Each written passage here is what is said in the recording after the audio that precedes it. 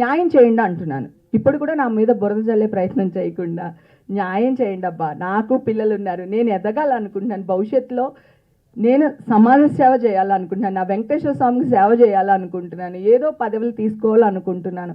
ఈ మచ్చ మొన్న ఒక రీసెంట్గా ఒక పోస్ట్ పెడితే రేవు పార్టీలకు వెళ్ళట్లేదా అని ఒక నా కొడుకు పెట్టాడు. ఎక్కడ కాలుతుందో ఆలోచించండి, అది నాలాంటి దానికి.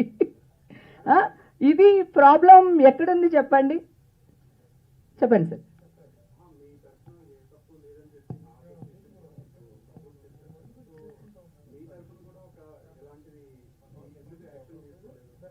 ఏ యాక్షన్ సార్, దేనికి సార్?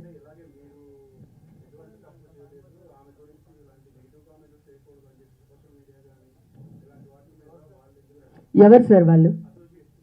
అసోసియేషన్ వాళ్ళు ఎందుకు వస్తారు సార్? కాదు సార్, విష్ణు ఆల్రెడీ ఒక ట్వీట్ చేశారు నా పైన, గుర్తుందా మీకు? స్టార్టింగ్లో చేశారు కదా, చేశారు. తర్వాత నా కార్డ్ నాకు ఇచ్చేసారు సార్, వెంటనే ఇచ్చేసారు, వితౌట్ ఎనీ పర్మిషను వెంటనే చేసేసారు. ఇంకా అంతకంటే ఇంకేం చేయాలి సార్?